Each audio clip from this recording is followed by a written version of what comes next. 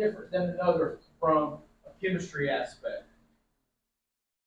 The production capabilities, again, that's the carrying capacity.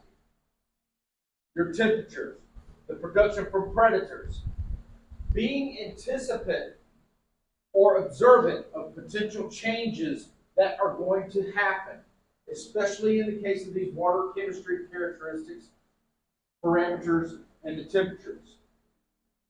And then probably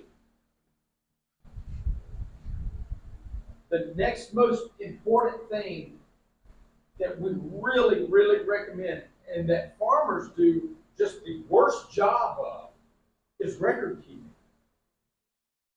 I mean, there's some people, they don't have record one. They don't have a thing written down. And this is probably by far the worst practice management tool that we have out there. Farmers just simply do not practice keeping enough records. And I can't tell you how many times that if records had been kept, a lot of the disease issues could have been prevented, or they could have even just been known about. There are certain cases where I've been out to a farm or had a farmer to actually come to me, and the only way that he knew that he had a problem was because he went back and looked at it. He happened to notice that in the particular production year, his feeding was down, his harvest was down, his survival was down from the previous year. He even went into his accounting and looked at how much profit he was making. I mean, that's what really cued him off, was he wasn't getting the paychecks that he had historically gotten. And so when he went back through his production records, he started figuring out some of the problems that were existing, but he didn't know what the underlying cause was. And that's where we were able to come in and actually determine that there was a disease issue, a pathogen present that nobody had any clue about. And in fact, it was to the point where had that farmer not come in and told us about his problem, we wouldn't have known what was happening out in the entire industry. Because once we uncovered his problem, the farm next to him figured out they had the same problem, and it covered an entire region. We figured out it was so vastly widely distributed that it was bringing actually the entire industry down until we got it corrected. It took us about 3 years to do that, but we were able to do it. And it was all because one farmer had good enough records that he went back and actually reviewed them. So I can't stress this and how important it is enough. So when you're looking at the culture systems, you have to take each culture system completely different. And not only is it different if it's a pond, a tank, or a cage, but it also dictates, the size of those ponds. In size. A pond this big is completely different than a 0.05 hectare pond. So, 100 square meters. So, these ponds right here, it's a completely different beast. It's a completely different dragon. And they are enormous. And Sofolabi has seen them, and he can tell you, a lot of the problems that can result out of them as compared to some of the smaller ones, especially like what exists here. So the larger ponds that you get, the way you manage them are completely different. Same way with the tank. Different tanks have different management strategies. Cages. So we've got these little 2x2 cages right here. Have high fish densities, but it's a low volume of water.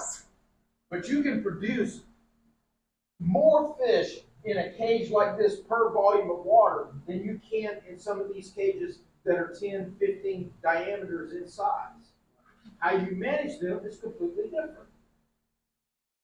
So just because these are cages, the way that you go about and you approach that management is very different. Okay?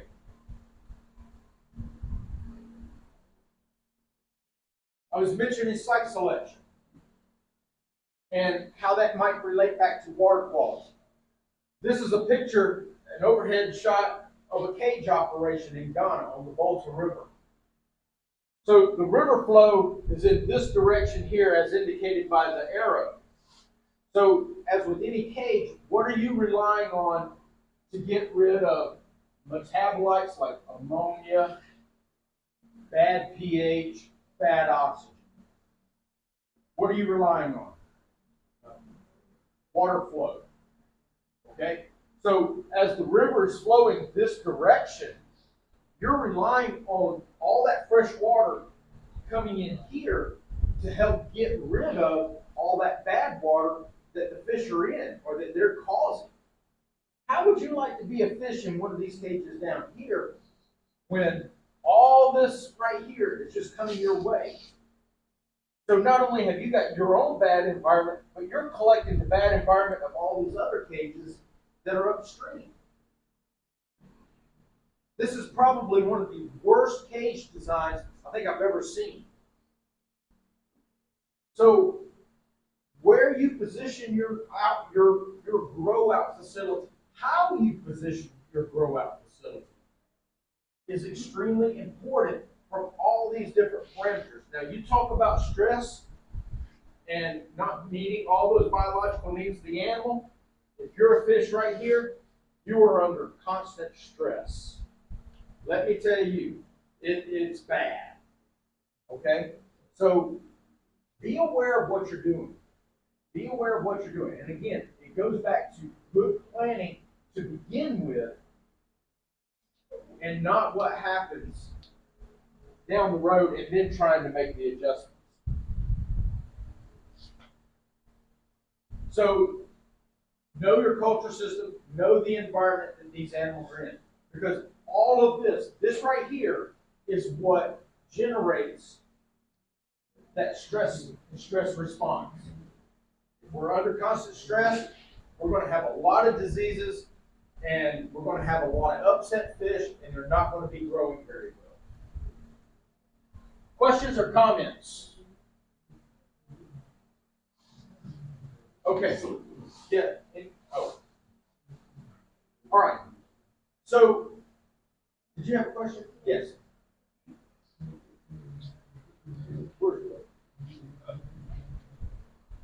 I don't know if that's on or off or what.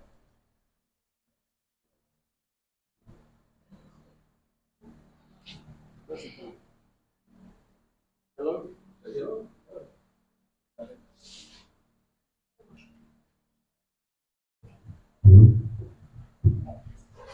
My first question is, you made mention of building the immune system. About the immune system? Immune system. Yeah. Is there a met or is there something that we can put into our fish to build their immune system against some form of viral or bacterial disease? Yeah, that's actually a really good question. When you talk about, well, the first thing is understanding all the vitamin and minerals that are needed and making sure that the feed company is providing good quality ingredients that go into it, that are meeting the needs of that particular fish species. That's the first, that's the first thing. Because, soy that is grown here is not the same as soy grown in Argentina. I'll use that as an example. The quality. It may be better, it may be worse. The soy that is grown here versus a different part of Nigeria could be completely different. So the quality of the ingredients are extremely important. So the raw ingredients are very important. So that's where a good reputable feed plant is important. How they source their ingredients. And are they monitoring and tracking the quality of that ingredient?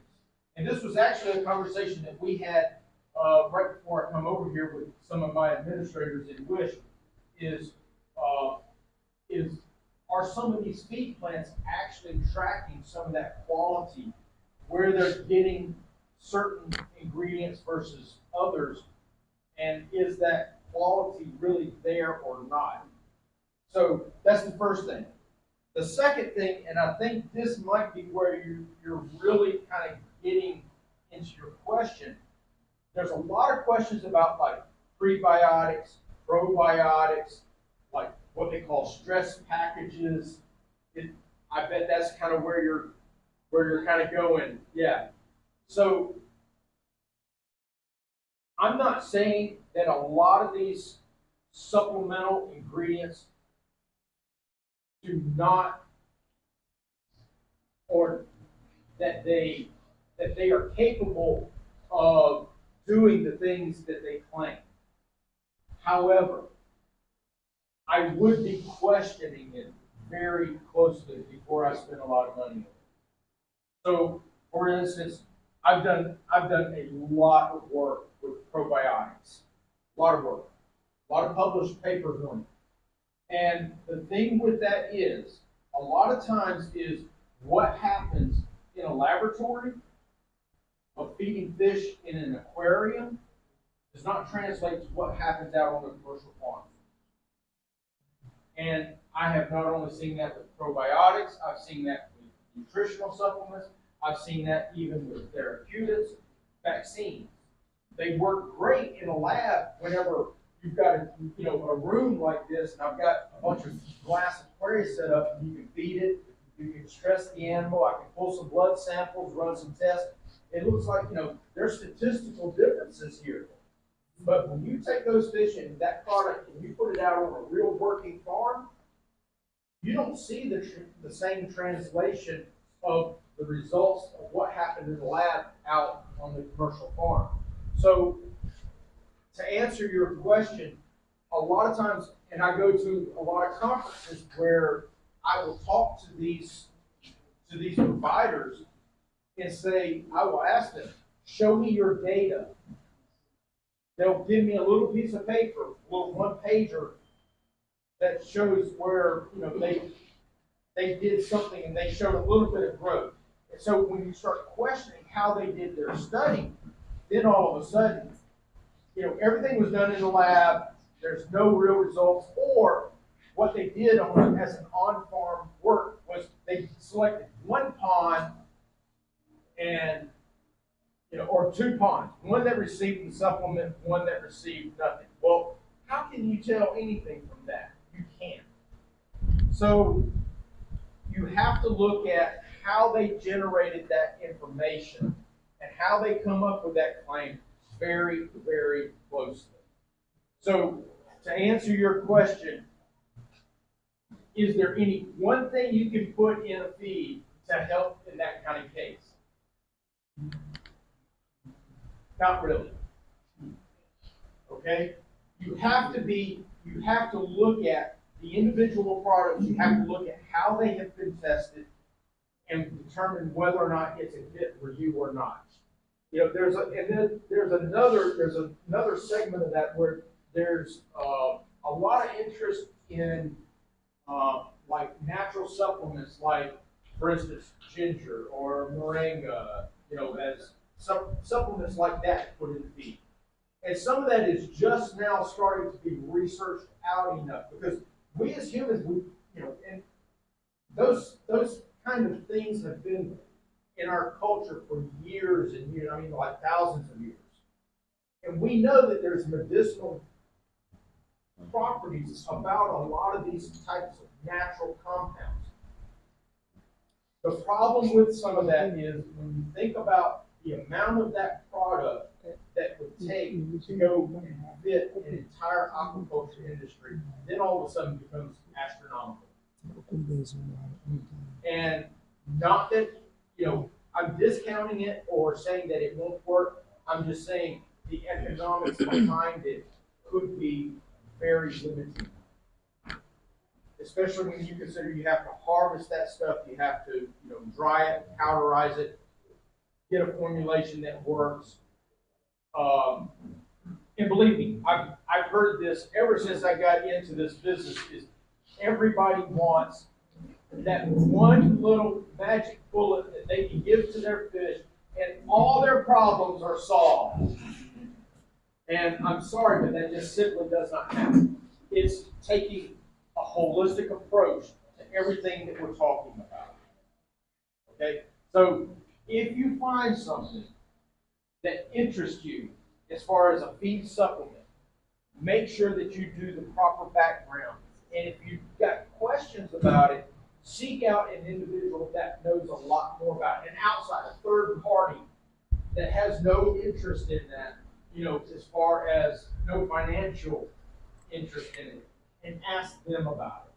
Find an expert in that area, but they are not connected with either the company or your farm. To this, you know, to go either way. You want a really unbiased opinion about it. Kind of a long answer for a very short, what should be a short answer, but it can be a very complicated situation. And a lot of farmers fall for a lot of these probiotic sales and stuff like that. And if they had just done their management correctly, they would have gotten just as good a result. I'll give you an example. Is years ago, there was a probiotic company that went to Auburn University, where I used to work. One of our researchers there, a water quality. Let me give you two examples, actually. They went to him and asked, they had a probiotic, and they asked him, would you test this for us? He said, sure.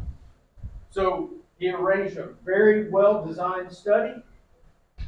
But they told him, they said, okay, you have to put probiotics in one pond, and then in the other, you can't aerate. You have to put the the probiotics plus aerate in this other pond over here, but you can't do anything with this other set of ponds.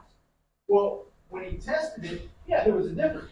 The thing is, he set up another set of ponds that he had just aeration in, no probiotics, and he got the same results just by providing the aeration.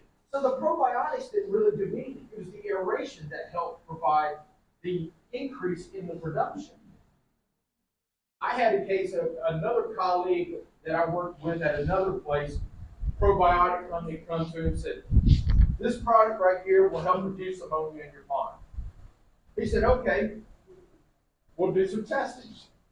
So he took 20 ponds, half the ponds, 10 of them, he put the probiotic in, had aeration.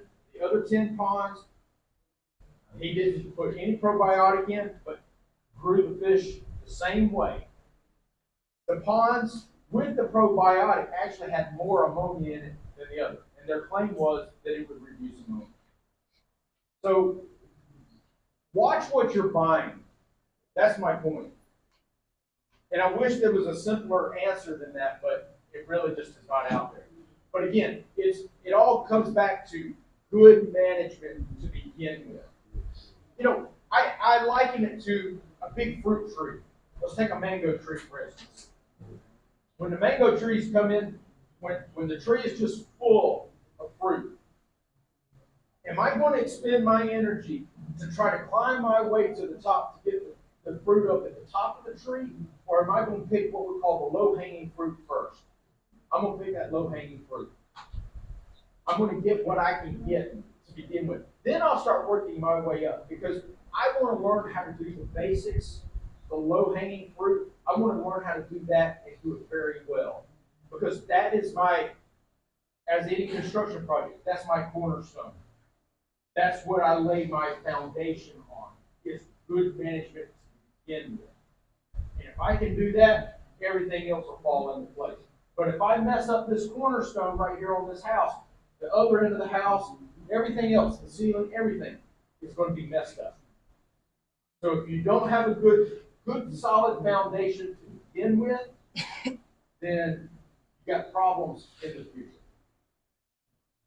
I know that's a very long explanation. You said that was first question. What's your second question?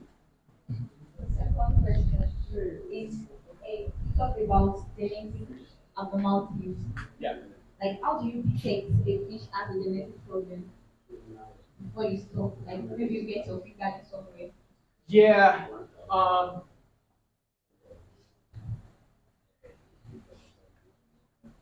I would be talking with, one is you need to find out, especially about different genetic lines. Okay, and this is especially true. There's been a lot of genetic work that's been done in tilapia. So I don't think so much more about the claris there, as far as the catfishes in different strains. And I may be wrong on that. Sofolabi, correct me if I'm wrong. You're really the geneticist. I don't know how much is known about real different genetic lines of catfish. Yeah, so for class, not much has been done, but there's a guy that's just started doing something. I met him somewhere, outside the country, but I've not heard of any results from him. So, and because it's class is not well grown outside, so the commercial economics of doing the genetic improvement on the species is not just there yet. Okay. So there's that. So it takes a lot of research to figure out differences in genetic lines.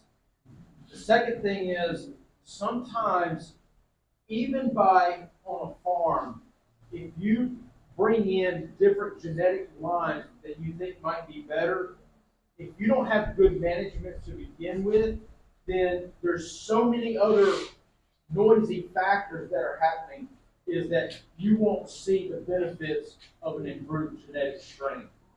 So again, it goes back to your foundation. If you're not doing the foundational things well to begin with, the genetics, the improvement in genetics is simply not going to show up.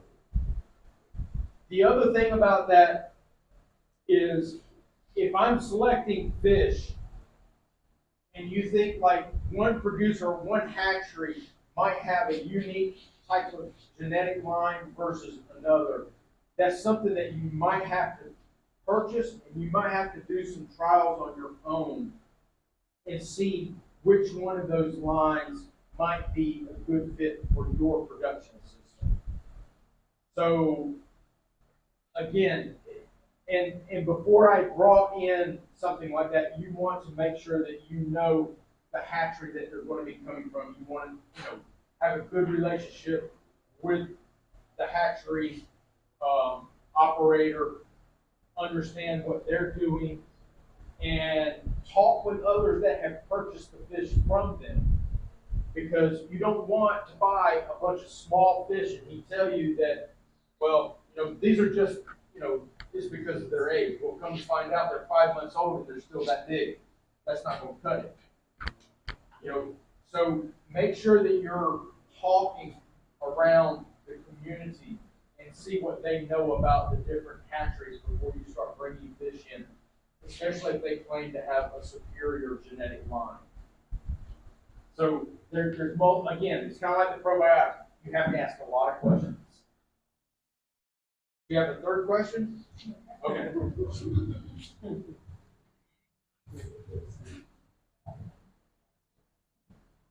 Anything else that we need to, that maybe that was kind of got you thinking about any questions before we move on? Okay.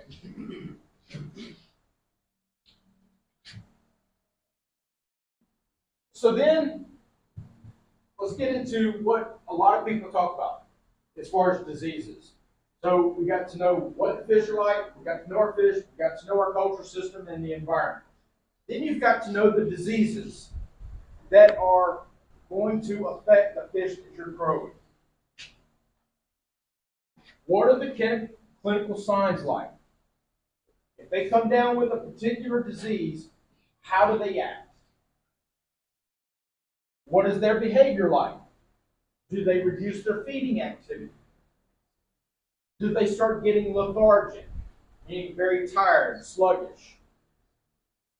Do they start porpoising, just kind of going up and down, up and down? Or is there real erratic swimming, where they may be swimming out on their side, kind of on their side? or trying to get up out of the pond? Do they park themselves up onto the pond bank? Okay, different diseases, or do they do a tail chasing, where they swim around and around in circles, chasing their tail? All of those are real unique behavioral signs that you need to know and consider.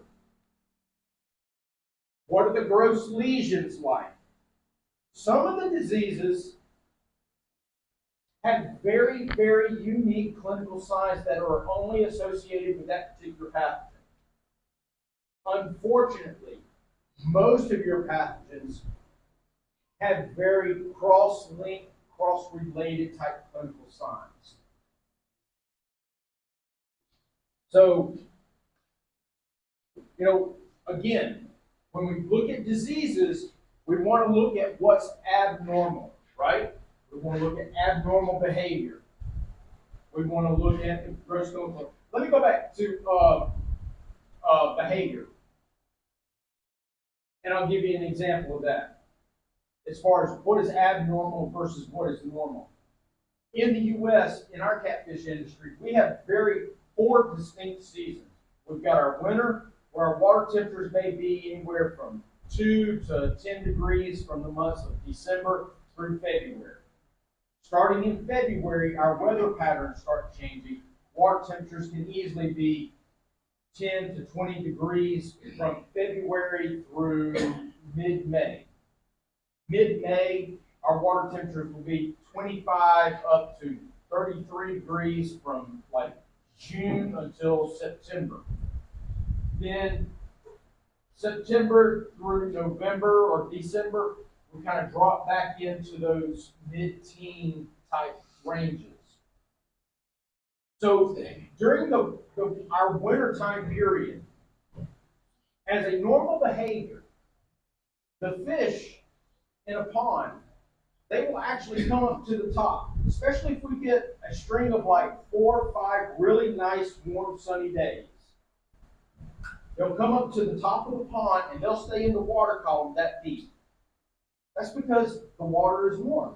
They start getting there where it feels good to them. So that's a normal behavior for the fish that time of the year. Now, if I'm like right now, and it's July, and my fish start coming up to the top like that, all of them, that is abnormal. They are not going to do that. That's an indication that there's a problem. Typically, a water quality issue, especially oxygen. And I am probably headed for disaster if I don't do something. So I've got the same behavior. It just happens at different times of the year. One is normal, one is abnormal. Okay? So make sure that you understand your fish. Make sure you understand your fish. Clinical signs. Gills. They're supposed to be nice and red, nice blood red. About the color of this young lady's scarf right here. But what if you happen to notice where they're brown?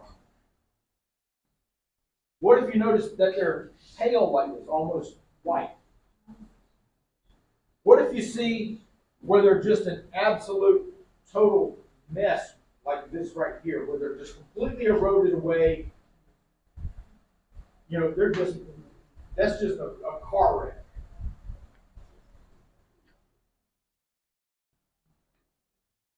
What about their abdomen? Have they got a distended abdomen because they had just been fed and maybe you didn't know about it? Somebody come in and fed your manager, your feed person come in and fed a little bit early. Or is it because they're sick?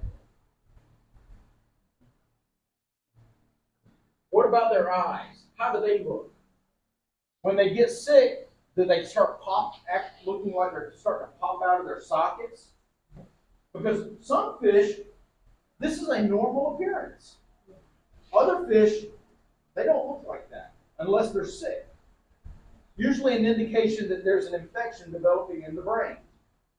But again, you have to know your fish. Or you might get a combination of these things where you do get the exophthalmic, you do get a bloated belly. And when I cut that fish open, it's not full of feed. It's full of all nothing but fluid. Okay? So, know your clinical signs that are associated with specific diseases, with specific pathogen infections.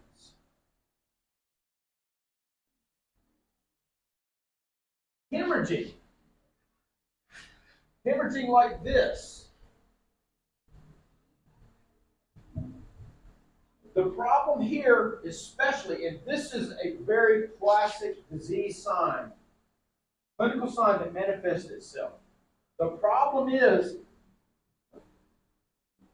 hemorrhaging, even to this extent, it could be caused by a parasite, it could be caused by a bacteria, it could be caused by a virus. And it has all the same looks to it. The eroded fins, or the fin rot. Now that's a very unique clinical sign associated with columnaris,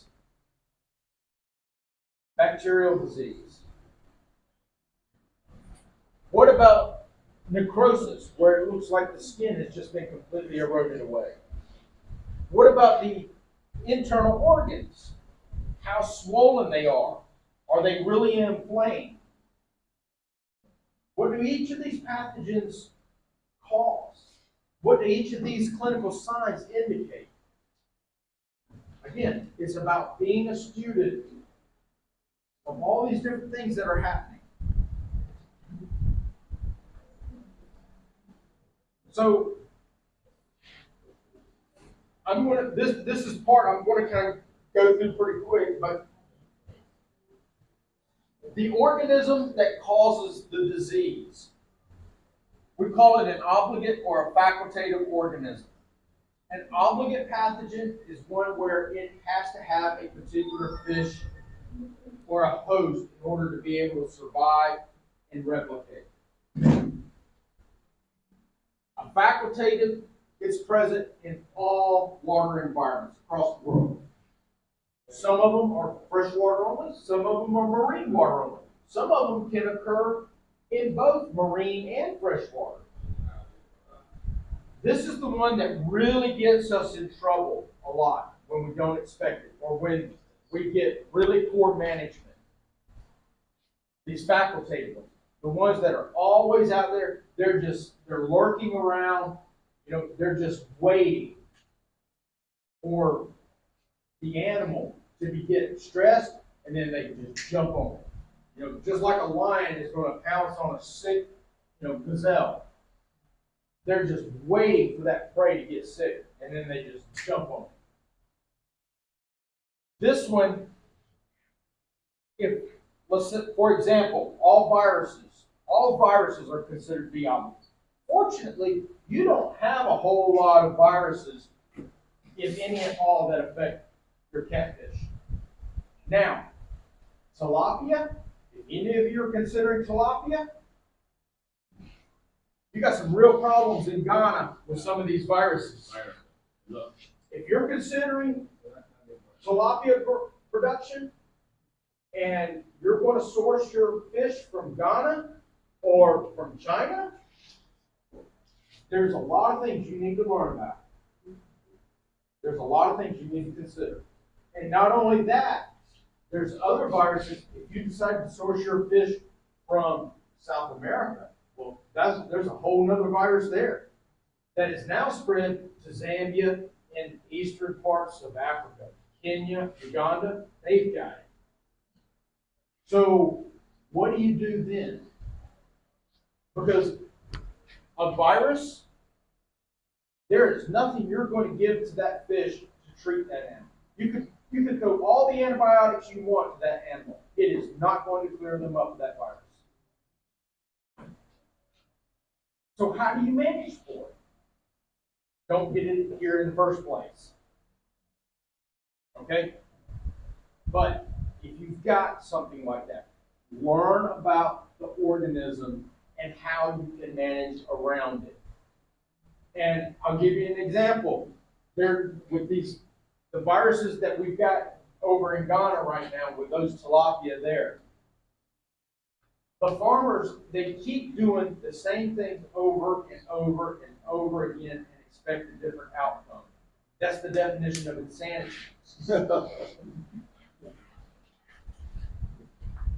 Until they correct some of their management issues, they're not going to see an improvement in survival. There's been a few farmers we've actually been able to work with and demonstrated when they corrected their management, their survival went from 10, 15% up to 70, 80%. Almost a 3 to 4 times increase in their survival. Imagine how much money that represents to that particular family, to that community that relies on the jobs for that operator. So, again, by knowing how the organism works, and again, the virus that affects that tilapia in Ghana, it doesn't affect your catfish. So you don't have to worry about it. You don't have to worry about ISKNB.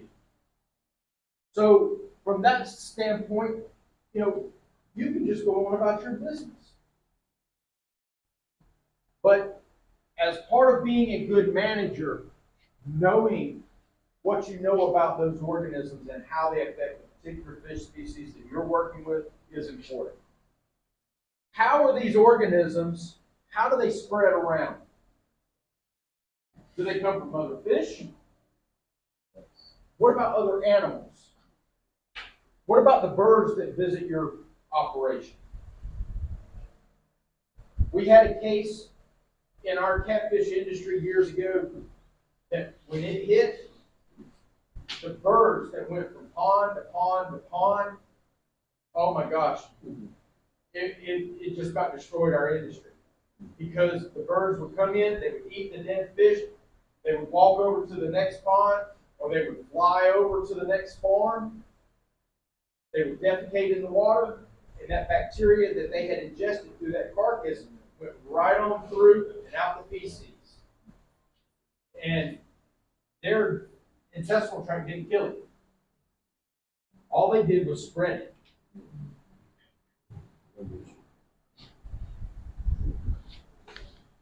In this particular case, as far as how it's spread, you could have a very complex life cycle. Some of these pathogens, they come in because there's birds out there that come in onto your farm. But there also happens to be snails in your pond. And because you've got a pond, you're an aquaculturist, you've got a pond of fish. Well, that may set up the life cycle for an organism like this. I know that's kind of hard to see, but you can kind of make that out. But this right here is the disease, the pathogen that I was telling you about in that reference back to the record keeping. Had that producer not reviewed his records, he didn't know that this disease right here was happening on his farm. And it's because he reviewed the records that we were able to help him figure out what was going on. So in this particular case, how do you approach the management? Well, easy. We either get rid of the bird or get rid of the snail. We don't want to get rid of the fish because we're trying to grow the fish. But by keeping the birds from coming in on the farm, being very proactive in treating the pond for the snails that were there, we completely eliminate the whole pathogen. We eliminate the life cycle, we have it under control. We don't have to worry about it. Now, it's something that we have to keep ongoing to make sure you don't get a lot of grass in the pond, get a lot of snails coming up, or the birds start coming back. But it's an easy management solution. But that's how complex some of this stuff really is. And it is. It's very complex. But as an aquaculturist, it's your responsibility. As a businessman, woman, it is your responsibility to figure this stuff out. Now, that's what we're here to help you to do. So you rely on, again, the experts around you, the mentors around you, to help you in that situation. The mortality rates and the patterns. Whenever I walk out onto a farm, a farmer calls me and says, "Hey, Jeff, I've got some fish dying." Right here, this is one of the very first questions that I ask. What is the potential like for those mortality rates as far as economic losses? That does a couple of things. One, it helps me to determine, what are you experiencing as far as your mortalities? Well, they started about 4 weeks ago, and it's been about 3 or 4 a day. It hadn't really been increasing, but it's just kind of been that way all along. Okay, well, that tells me one thing. Versus, tell me about your mortality rates. Well, I went out there 2 days ago, I fed the fish, everything was fine. It all looked good, the fish were performing right. I went out to feed yesterday, the pond had turned like a murky brown color from a nice, beautiful green color, and they wouldn't feed. And I walk out there this morning, and all the fish are dead. All of them? Like 100%? Yes, sir, 100%. Okay. That tells me another reason, or that tells me another cause. Versus, well, it went from 2, 5, I just had them transported in. I had about 2, 5. Then the next day it kind of went up to 10. The next day after that it went up to 20. The next day after that it went up to 200. And now we're at 5,000. Oh my gosh, we got a real issue here. Okay? That tells me probably another cause. So, what the mortality rates do and the patterns can be very indicative of the potential or the problem that is going on. And it helps me as a diagnostician to figure out what's going on. So we'll get different mortality patterns like this. Again, we get some where it kills all the fish in 24 hours, 48 hours. Generally an indication of a water quality issue or some kind of toxin. Something like this right here, what we consider an acute mortality, it could be a highly virulent bacteria, a virus, or highly virulent parasite. Something like this right here could be a parasite, it could be a water quality issue, it could be a nutritional issue. So how the fish die and recognizing that is important in trying to figure out a cause. So remember, our goals of prevention, reduce the number of new outbreaks, and then how do we treat for it to reduce the severity? If you don't know this, how are you going to know? If you don't know what the problem is, how do you know how to make corrective action?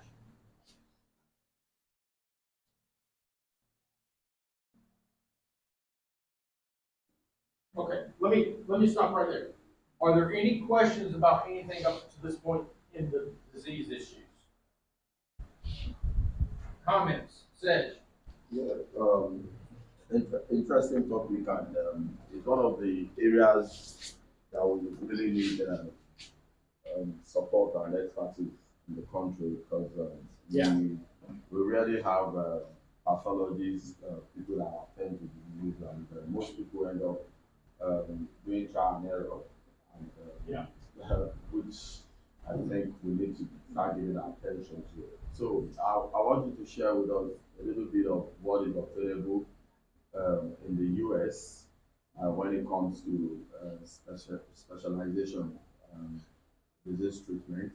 Are these handled by professionals or specific consultants? One, I want a clarification on that. And secondly, too, when it comes to prophylaxis, especially in open waters like the cage culture system, how do you think you can really prevent that from happening, especially with those crazy bugs I'm seeing that will move from one farm to the other, Yeah. spreading the diseases. So, what we do is such you don't have control of management really in some situations when it comes to open water. So, how do you Yeah, go about all of that? you really are, to answer your first question, and that is a major consideration business plan, and especially cage culture. You are at the mercy of what is happening in that environment. And you are at the mercy a lot of times about what is happening upstream from you. And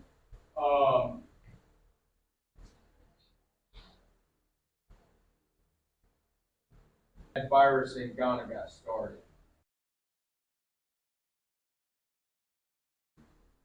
But this is the farm where it all occurred.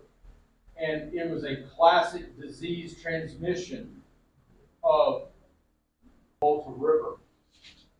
And so if you know anything about the Volta, is there's two dams. What they call, I believe, the lower lake and then the Volta River. And this particular so they sourced their fish from the people they knew back home. And because they were able to get those fish into the country, they were probably fine where they were being cultured at.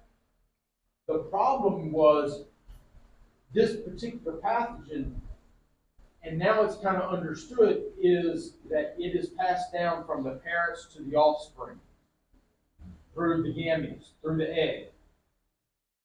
Well, the fish really don't start displaying that virus. It doesn't start coming out until those animals are really stressed. See where I'm going with this? Mm-hmm.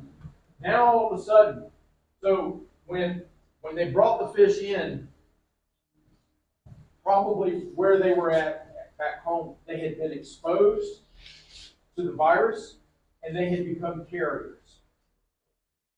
And they had even passed it down to their offspring. But they probably were not having the major economic impacts like what was happening in Ghana, especially 2019, 2020, 21. When they brought the fish in, they stocked them in these types of cages. Like it starts around the cages on farms downstream. And so that's what you saw was it started going down. Farms had been in, and it went out like a fire. And that's what really, so in a cage operation, especially in an open water situation, where you place those cages, where you decide to set up your farm, you better recognize those risks and take that into account. What happens if I set a cage up right over here, a couple of kilometers from here, just offshore or in a bay? Have I got, as a company, I can't think of it. Anyhow, where a lot of the aquaculture, the new tilapia production is happening, is you get these companies that are setting up there. Well, all of a sudden, there's an outside company, a foreign company, that comes in and sets up on the lake. You are really paying attention to your management. Particular water culture system, and you've got parasites. Well, how are you going to treat that cage if it becomes severe enough? Have to figure that out. What they do in the summer, they make tarpaulins that they can put up underneath the cage and around it, and then treat the cage almost kind of like a pond, and then remove the tarp. But again, it really, if it's a bacterial infection, again, you've got really is available, or an antibiotic is approved for that particular use, and if the legalities allow for its use. I think that kind of answers that second question you had. Which talked about therapeutic treatments. That is okay if it has happened. So, what do you do to salvage the situation? So, yeah, you won't just fold your arms and allow it slide and lose all your investment. So, what are That's the first, that goes back to the first question. Are there approved antibiotics for use? So, all right, so look, I'll try to come back to the third. Limited by used to treat fish. Chemotherapeutics. Copper sulfate, formalin, potassium permanganate, hydrogen peroxide, and there's one more that's used in the salmon industry. I can't think of it. Called Slice, and it controls protozoan parasites that are caused by crustacean parasites. We have, and all of the consumption, and all of that is heavily regulated by our federal government. The antibiotic